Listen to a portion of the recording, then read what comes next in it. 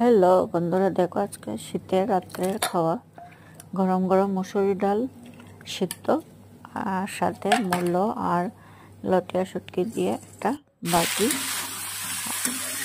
গরম গরম খেতে খুব ভালো লাগে ভাতের সাথে, তাই তোমরাও এরকম বানিয়ে খেতে পারো বন্ধুরা। শীতের রাত্রে খাওয়াটা সিম্পলভাবে বানিয়ে এরকম খেয়ে নাও। গুড নাইট বন্ধুরা।